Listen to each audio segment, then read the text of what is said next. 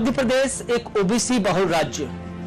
मध्य प्रदेश जिसकी माटी से तीन मुख्यमंत्री ओबीसी वर्ग से निकले, फिर भी ओबीसी समाज राजनीतिक रूप से पिछड़ा। वाकई सियासत की यह शानदार करामत है। ओबीसी समाज अपनी राजनीतिक हिस्सेदारी से यूं गायब है जैसे गधे के सिर से सींग।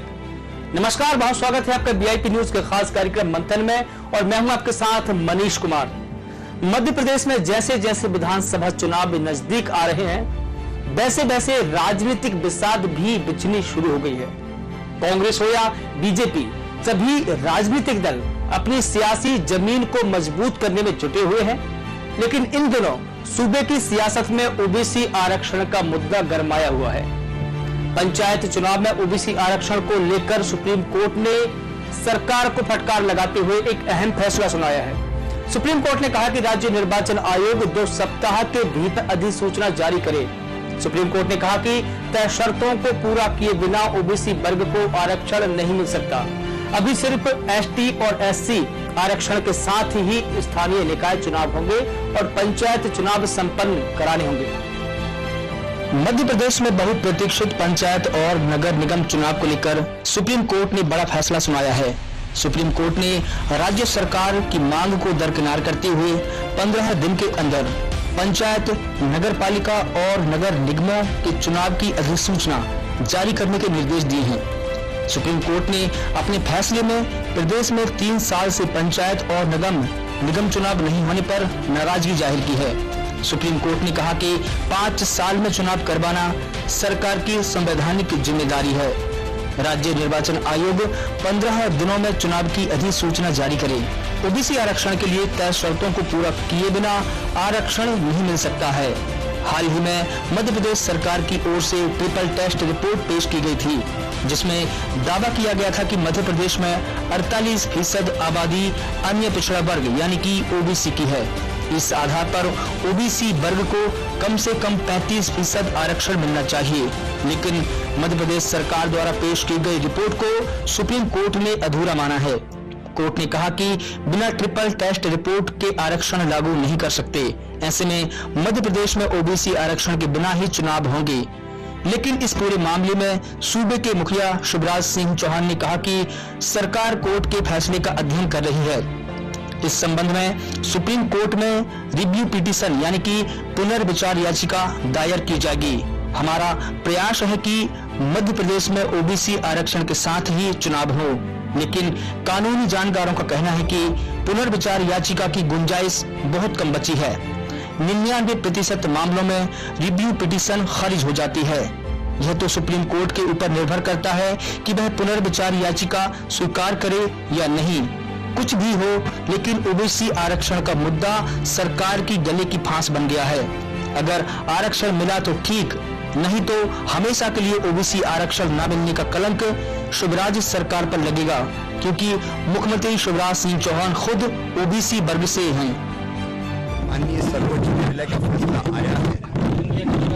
विस्तृत अध्ययन हमने अभी नहीं किया है, लेकिन ओबीसी आरक्षण के साथ पंचायत के चुनाव हो, इसके लिए रिव्यू पिटीशन हम दायर करेंगे और पुनः आग्रह करेंगे कि स्थानीय निकायों के चुनाव ओबीसी के आरक्षण के साथ हो।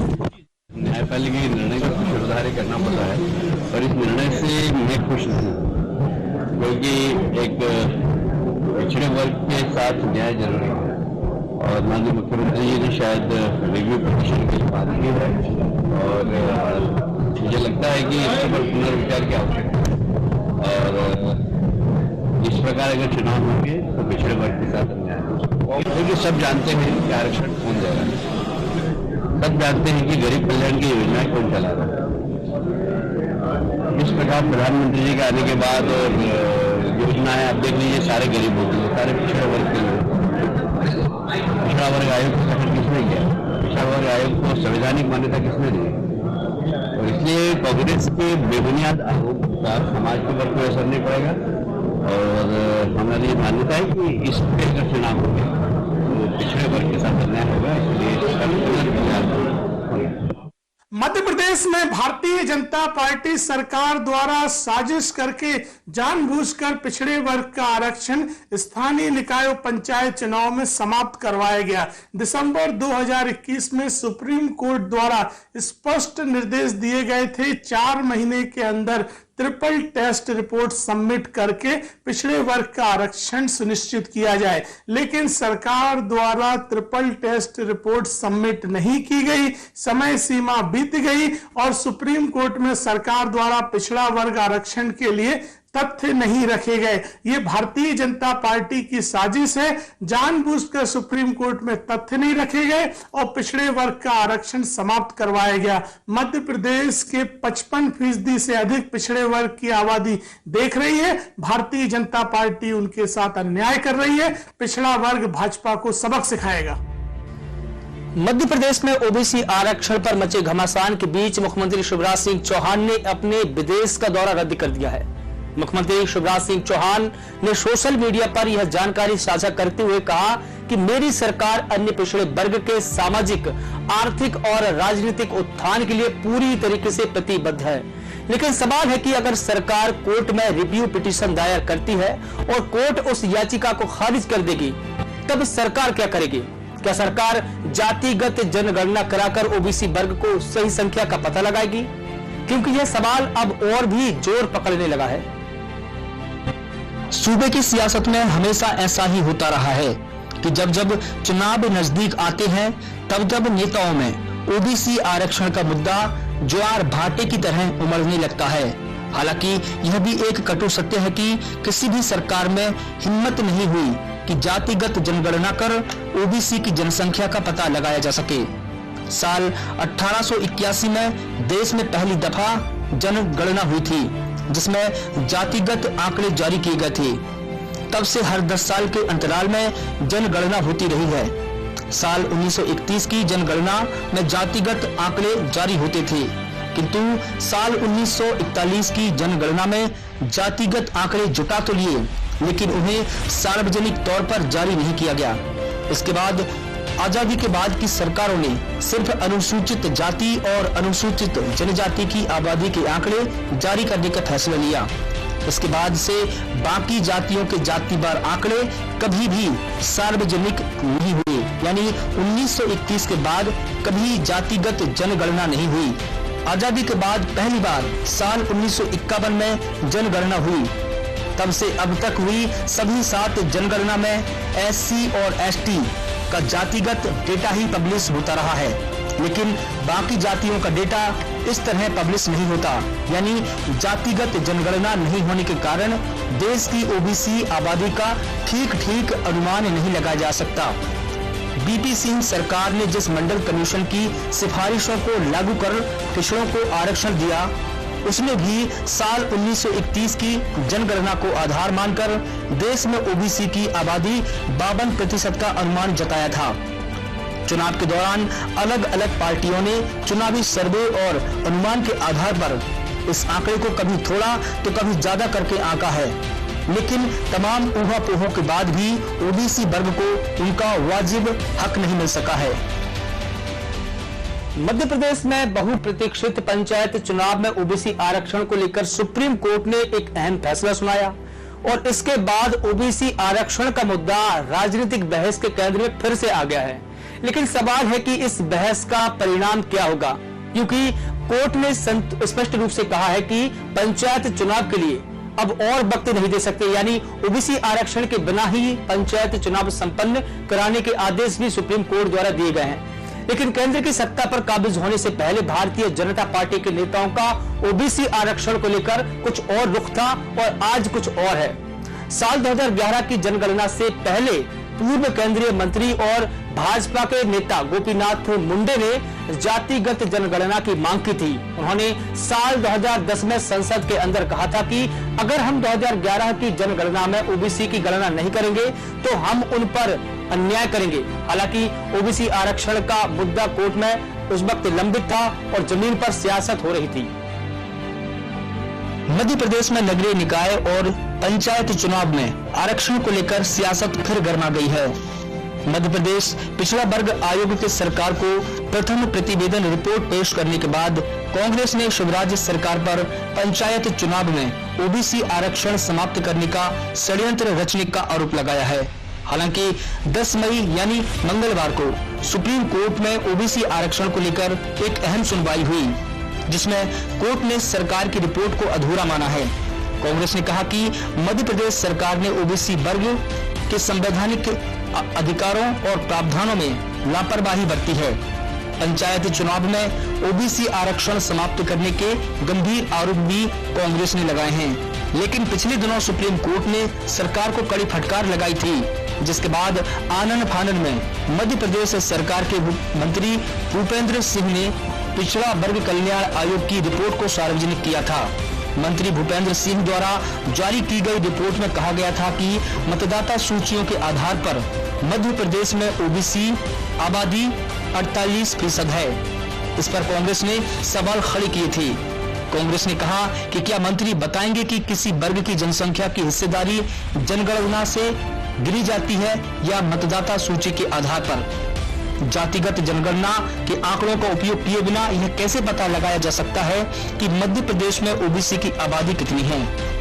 कांग्रेस ने सवाल करते हुए कहा कि जब मध्य प्रदेश में अन्य पिछड़ा वर्ग की जनसंख्या 52% है, तो किस षड्यंत्र के तहत भारतीय जनता पार्टी की सरकार ने ओबीसी की आबादी को घटाकर 48% बताया है?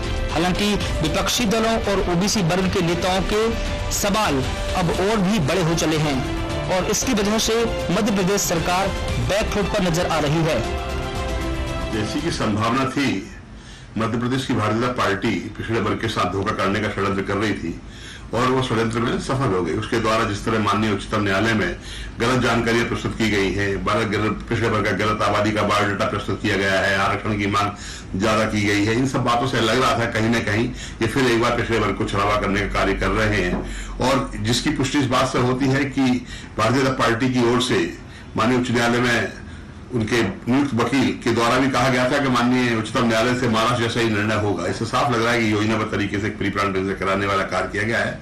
माननीय उच्चतम न्यायालय के सामने कोई विकल्प नहीं था। जब आपने दस्तावेज ही पूरे नहीं दिए हैं, ट्रिपल टी टेस्ट का जो है, ट्रिपल टी के टेस्ट का जानकारी नहीं प्रस्तुत किया, तो माननीय उच्च न्यायालय पर विकल्प ही नहीं था। इसलिए उनके द्वारा निर्णय दिया गया है उस पर तो कोई प्रतिक्रिया व्यक्त नहीं करता हूँ, लेकिन भारतीय पार्टी के द्वारा पिछड़े वर्ग के साथ धोखा किया जा रहा है और ये धोखा करने का प्रयास किया गया है, निश्चित रूप से बहुत ही निंदनीय है। जितनी निंदा की जाए वो कम है। भारतीय जनता पार्टी को इस बात के लिए खामियाजा भुगतना पड़ेगा। आने वाले समय में आप देखेंगे मध्य प्रदेश के अंदर जो पिछड़े वर्ग की 56% आबादी है, भारतीय जनता पार्टी के खिलाफ उठकर खड़ी हो जाएगी और निश्चित भारतीय जनता पार्टी को इस बात का खामियाजा भुगतना पड़ेगा और सरकार उनको आने वाले समय में इस बात की एहसास होगा उनके द्वारा जो धोखा किया गया वो गलत किया गया था।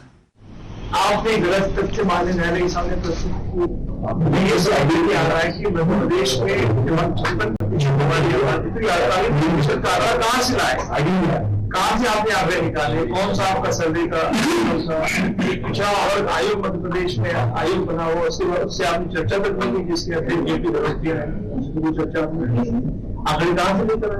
जब आपकी ये खराब है, जब आप गलत तथ्य गलत आंकड़े माननीय न्यायालय के सामने प्रस्तुत कर रहे हैं, तो ये स्थिति बनी है। मध्य प्रदेश में 27% आरक्षण देने की बात हमने की जब हम सरकार में आए थे, तो स्पष्ट नियत के साथ में हम मध्य प्रदेश के पिछड़ों को देना चाहते थे। हमको समय कम मिला, समय पूरा मिलता मध्य प्रदेश में लागू हम करते हैं।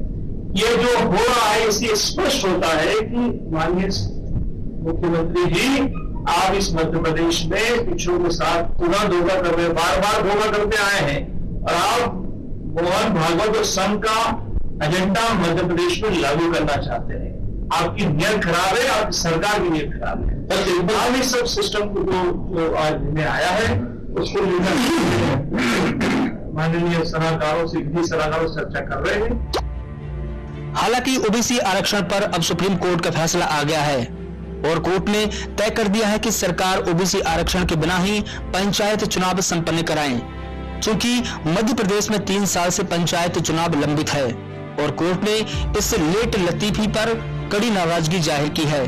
कोर्ट ने कहा कि सरकार की यह संवैधानिक जिम्मेदारी है कि तय समय सीमा यानी कि 5 साल के अंतराल में चुनाव संपन्न कराए, लेकिन सरकार ने पंचायत चुनाव 3 साल विलंब कर दिए हैं। अब देखना होगा कि मध्य प्रदेश में ओबीसी आरक्षण के बिना चुनाव होंगे या ओबीसी आरक्षण के साथ। लेकिन 2011 की जनगणना से पहले पूर्व केंद्रीय मंत्री और भाजपा के नेता गोपीनाथ मुंडे ने जातिगत जनगणना की मांग की थी। उन्होंने साल 2010 में संसद के अंदर एक बयान दिया था। उन्होंने कहा था कि अगर हम 2011 की जनगणना में ओबीसी की गणना नहीं करेंगे तो हम उन पर अन्याय करेंगे। अध्यक्ष महोदय, मैं ऐसा मानता हूं कि आज इस सदन में बहुत एक ऐतिहासिक और महत्वपूर्ण बहस हो रही है, क्योंकि इस देश में 52%, 54% ओबीसी हैं।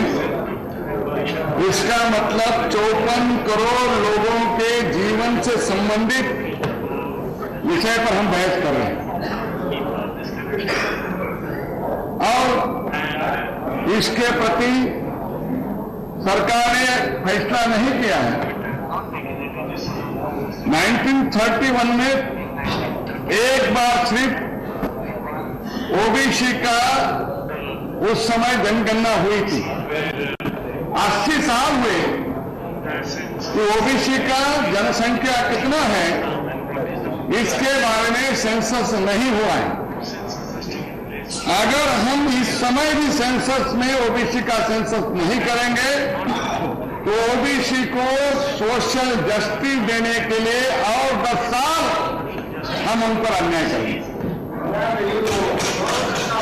और इसलिए ये क्यों सेंसस मानते हैं? इसलिए कि 2007 में आईआईटी में ओबीसी को आरक्षण देने के बाद एक पब्लिक लिटिगेशन हुआ था। उस समय कोर्ट ने ओबीसी के पॉपुलेशन के बारे में तथ्य सरकार को कोर्ट को देने के लिए कहा। सरकार ने कहा कि आजादी के बाद हमारे पास ओबीसी पॉपुलेशन का कोई स्टैटिस्टिक नहीं, इसलिए आरक्षण देने के लिए कोई स्टैटिस्टिक उपलब्ध नहीं है, तो कितना % आरक्षण दे तय नहीं किया जा सकता। उस समय बहस में additional advocate general Rameshwar Mohli ji हैं, इस बात को निकाले। उन्होंने कोर्ट में कहा कि हाँ, सरकार को ओबीसी का सेंसस करना चाहिए। अब उसके बाद 2007 के बाद अब सेंसस हो रहा है तो ओबीसी का सेंसस क्यों नहीं किया जाता? जब भारतीय जनता पार्टी विपक्ष में थी तब उसके नेताओं का रुख कुछ और था और आज कुछ और है। हालांकि यह भी एक तथ्य है कि ओबीसी मतदाताओं में भाजपा की लोकप्रियता बढ़ी है, लेकिन सवाल है कि जब बड़े पैमाने पर ओबीसी मतदाताओं ने भारतीय जनता पार्टी को वोट दिया तो इसके बदले भारतीय जनता पार्टी ने आखिर ओबीसी वर्ग को क्या दिया? 8 मार्च 2019 को प्रदेश की मौजूदा सरकार यानी कि कमलनाथ की सरकार ने एक अध्यादेश के जरिए ओबीसी के लिए आरक्षण की सीमा 14% से बढ़ाकर 27% कर दी थी, लेकिन सत्ता परिवर्तन के कारण उसका गजट नोटिफिकेशन जारी नहीं हो सका और मामला कोर्ट में चला गया। इस कारण ओबीसी वर्ग को मिलने वाला 27% आरक्षण अधर में ही लटक गया। इसके बाद सुप्रीम कोर्ट की डांट फटकार के बाद में मध्य प्रदेश पिछड़ा वर्ग आयोग ने ओबीसी वर्ग के लिए 35% आरक्षण की सिफारिश की, लेकिन हाल ही में सुप्रीम कोर्ट ने उस सिफारिश को नामंजूर कर दिया। ओबीसी आरक्षण अब मध्य प्रदेश सरकार के गले की फांस बन गया है।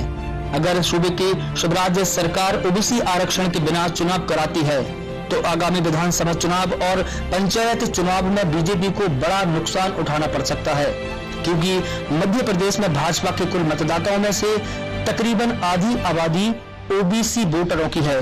इसीलिए चुनावी लाभ प्राप्त करने के लिए भाजपा को किसी भी हालत में ओबीसी वर्ग की जनसंख्या के आधार पर उन्हें आरक्षण दिलाना होगा। लेकिन सवाल है कि कैसे? अब ओबीसी वर्ग को पंचायत चुनाव में आरक्षण दिलाना टेढ़ी खीर जैसा प्रतीत हो रहा है, क्योंकि मुख्यमंत्री शिवराज सिंह चौहान ने कहा कि हम कोर्ट के फैसले का विस्तृत अध्ययन कर रहे हैं और कोर्ट में रिव्यू पिटीशन दायर करेंगे। लेकिन कानूनी जानकार कहते हैं कि 99% ऐसे मामले या पुनर्विचार याचिका खारिज कर दी जाती है। ऐसे में शिवराज सरकार के पास क्या विकल्प होंगे, यह एक सवाल है। यह भी हो सकता है कि सरकार कहे कि पंचायत चुनाव में ओबीसी आरक्षण के कुछ मामले हाई कोर्ट में विचाराधीन हैं, सबको मिलाकर अंतिम निर्णय लिया जाए, या फिर 3 साल विलंब का तर्क देकर और अधिक समय मांग सकती है ताकि ओबीसी वर्ग के राजनीतिक अधिकारों का हनन न हो। अगर सरकार कोर्ट में ऐसा तर्क देती है और कोर्ट उस मांग को मंजूर कर लेती है तो ओबीसी वर्ग को उनका राजनीतिक अधिकार और न्याय मिलेगा, क्योंकि देश में ओबीसी वर्ग के लिए तमाम सिफारिशें की गई है, लेकिन आज तक उन सिफारिशों को सरकारों द्वारा अमली जामा नहीं पहनाया गया है। आजादी के 7 दशक से भले ही ओबीसी वर्ग के लोग सत्ता के सामाजिक समरसता वाले ढोल पर थिरक रहे हों, लेकिन ओबीसी वर्ग आज तक नहीं समझ पाया है कि सत्ता की थिरकन क्या है और चितवन क्या है। बहरहाल ओबीसी आरक्षण पर कोर्ट का फैसला आ ही गया है। कोर्ट ने ओबीसी वर्गों को 27% आरक्षण देने से इनकार कर दिया है। अब कोर्ट इस फैसले से भाजपा की चौतरफा किरकिरी हो रही है और विपक्ष ने आरोप लगाया है कि चुनावों में भाजपा ने ओबीसी वर्ग के वोट तो पा लिए, लेकिन उन्हें उनका संवैधानिक अधिकार या हक हुकूक नहीं दिला सकी है, यानी मीठा मीठा गप गप, कड़वा कड़वा थू थू। तो अब हमें दीजिए इजाजत और आप देखते रहिए DIP न्यूज। नमस्कार।